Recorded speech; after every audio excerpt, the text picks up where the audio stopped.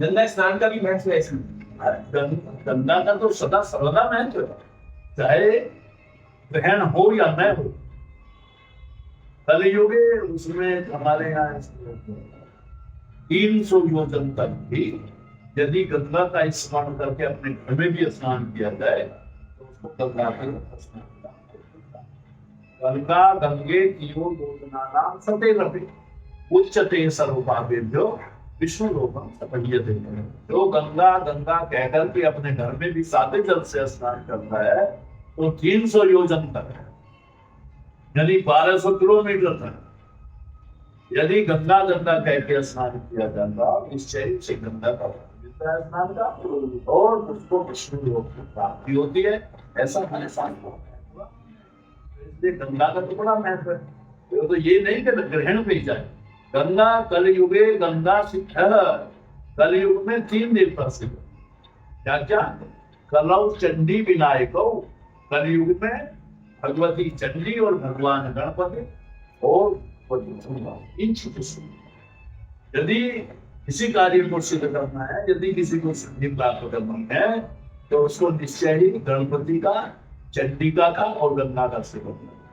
गंगा सदा सर्वदा है। और भी शास्त्र में बात लिखते हैं कि कलयुग में सर्व तीर्थ लोक हो गए।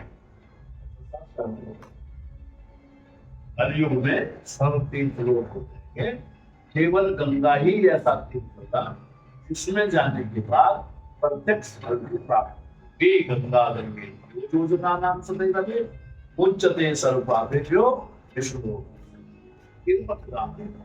तीनों पथों को, धर्म अर्थ काम और मोक्ष, चतुर्थ बताएंगे। इसलिए गंगा को साधारण है समझे। जब भी जिस किसी को मौका लगे गंगा स्नान जरूर करें। गंगा से गुजर रहे हैं तो प्रणाम करें और संभव हो तो स्नान करें, क्योंकि गंगा कलयुग में तीनों पापों से मुक्त करती है। ये गंगा का विचार। महाराज जी, जैसे अभी महाराज जी ने हमें माँ गंगा का महत्व बताया, जीवन में उसका क्या महत्व है और गंगा स्नान की क्या महत्व है जीवन में, आपसे हम जानना चाहेंगे कि माँ यमुना का क्या महत्व है। मार्गदर्शन करें माँ यमुना के बारे में। शांताकारं भुजगशयनं पद्मनाभं सुरेशं विश्वाधारं गगनसदृशं निर्वाणं शुभांगं लक्ष्मीकान्तं कमलनयनं योगीर्विद्यानुगम्यं वन्दे विष्णुं भव्यहरं सर्वलोकेशनाथं। शङ्करं शङ्कराचार्यं केशवं बादरायणं सूत्रभाष्यकर्तो वन्दे रघुवंशो पुनः। देखिए,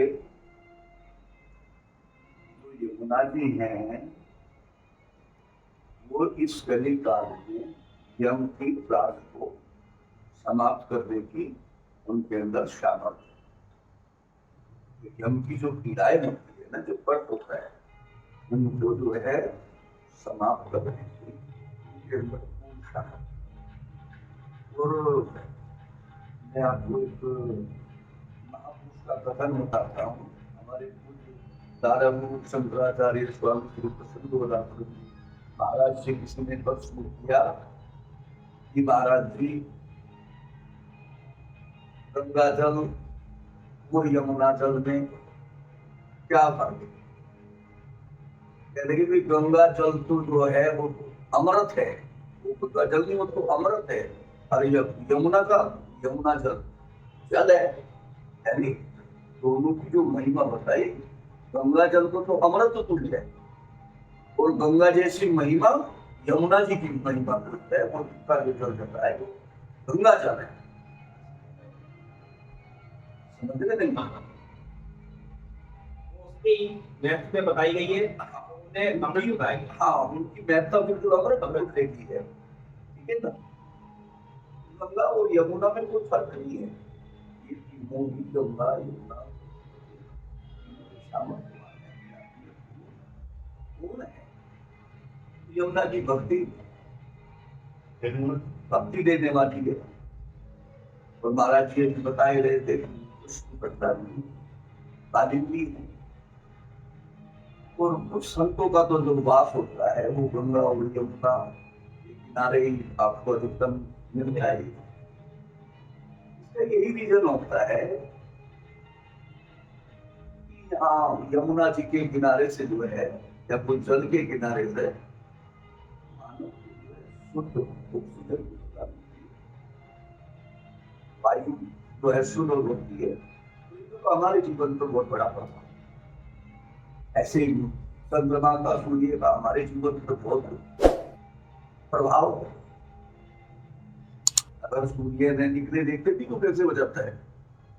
वो चंद्रमा की जो चांदनी है वो हमारे जीवन पे एक अमृत तुल्य है, शांति प्रदान करती है।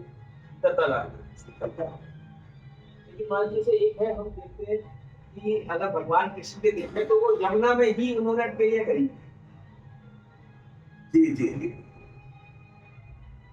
लेकिन जैसे मथुरा में हम देखें वहाँ यमुना जी है। हाँ, इसका भी कुछ महत्व है, भगवान ने यमुना में ही क्यों करी किया? तो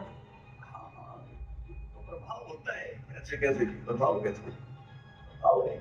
भगवान ने देखो अगर यमुना जी को चुना है तो कहीं ना कहीं कुछ कोई तो वो होगी ना। लगता है उसका पीछे। हाँ, उसके पीछे भी रीजन होता है। ऐसा नहीं है, उसके पीछे भी रीजन होता है।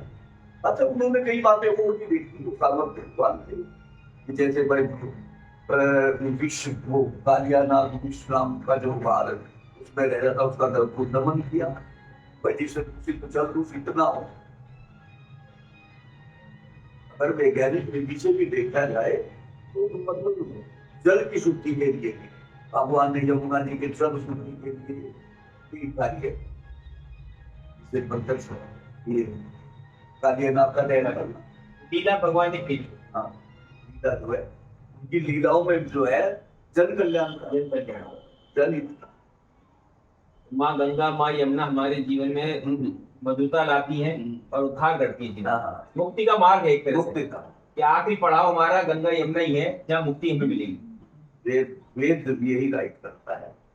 और वेद सत्य है, हाँ, वेद तो भगवान के श्वास है, वाणी है भगवान का। भगवान के साथ वेद ही प्रधान है, श्रुति प्रधान है।